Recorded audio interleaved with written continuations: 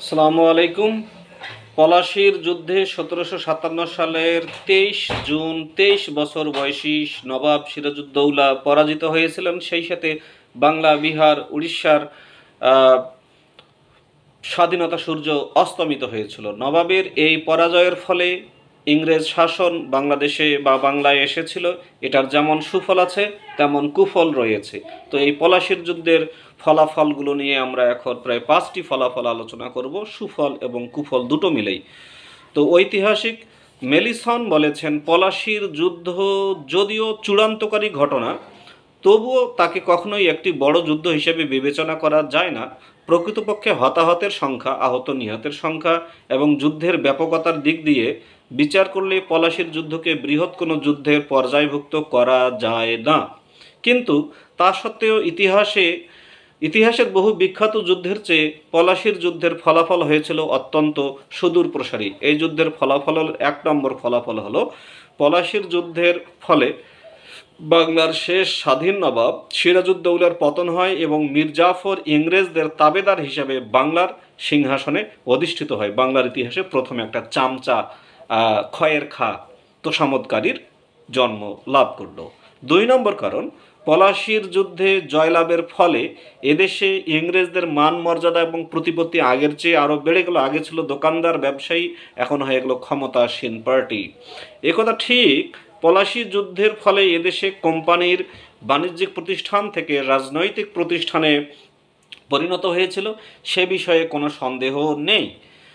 পলাশির যুদ্ধের পূর্বে যে কোম্পানি ছিল ভারতীয় শাসক গোষ্ঠীর কৃপা প্রার্থী, অনুগ্রহ প্রার্থী, সেই কোম্পানি এখন রাষ্ট্র ব্যবস্থার নিয়ন্ত্রণের ক্ষমতা অর্জন করে।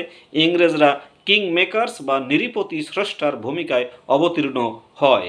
৩ নম্বর কারণ, পলাশির যুদ্ধের অর্থনৈতিক ফলাফল ছিল অত্যন্ত সুদূর প্রসারী।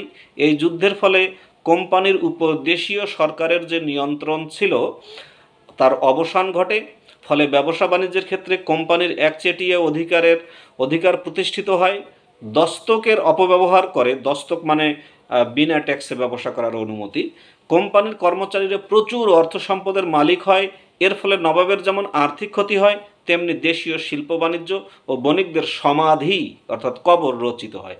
৪ নম্বর কারণ, ফলাফল, সুফল বা কুফল দুটোই বলছি আমি।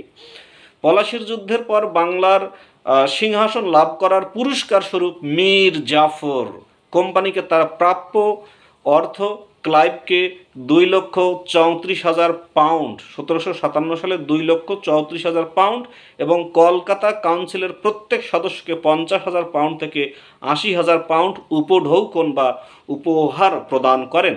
কোম্পানির নতুন নবাবের কাছ থেকে ২৪ পরগনার জমিদারি সত্ত্ব লাভ করে। এই জমিদারি থেকে কোম্পানি বছরে প্রায় ১.৫ লক্ষ পাউন্ড আয় করত। এসবের ফলে কোম্পানি প্রচুর অর্থের অধিকারী হয়, কিন্তু নবাবের রাজকোষ শূন্য হয়ে যায়।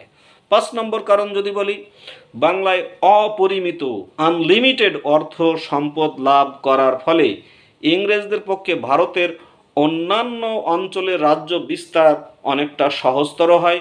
এজন্য বলা হয়ে থাকে, পলাশির যুদ্ধ শুধুমাত্র বাংলায় ব্রিটিশ সাম্রাজ্যের সূচনা বা শুরু করেনি, সেই সঙ্গে ভারতীয় ব্রিটিশ সাম্রাজ্যবাদের পথকে প্রশস্ত করেছিল। বাংলার সম্পদ, অর্থ ও জনবল দিয়েই ইংরেজরা দাক্ষিণাত্যে অর্থাৎ ভারতের দক্ষিণে তৃতীয় কর্ণাটকের যুদ্ধে ফরাসি বা ফ্রেঞ্চদের পরাভূত বা পরাজিত করেছিলেন। এজন্যই বলা হয়ে থাকে, the battle of Plassey may be truly said to have decided the fate of French in India.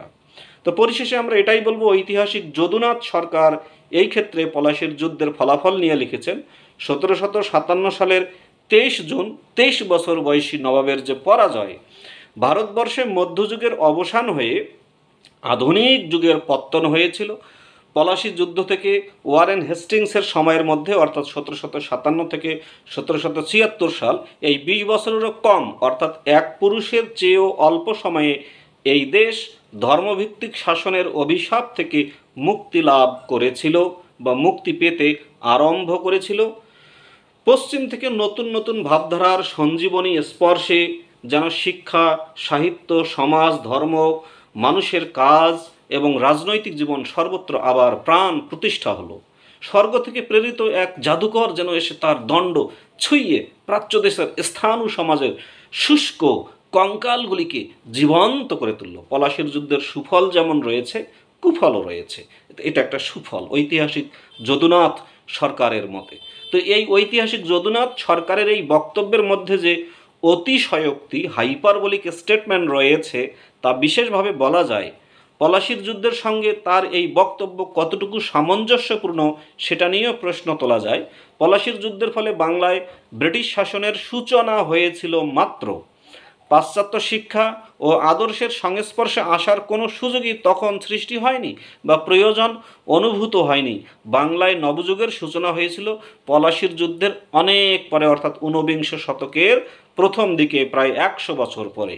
সুতরাং পলাশির যুদ্ধের পরই বাংলায় নবজাগরণের সূচনা হয়। স্যার যদুনাথ সরকারের এই অভিমত সত্য নয়, তবে 100 বছর পরে 1857 সালে যখন সেই বিখ্যাত সিপাহী মিউটিনি, সিপাহী বিদ্রোহ হয়েছিল, তখন থেকেই কিন্তু বাংলার ভাগ্য পাশ্চাত্য শিক্ষা, দীক্ষা, দর্শন, সাহিত্য, বিজ্ঞানে প্রস্ফুটিত হতে লাগছিল।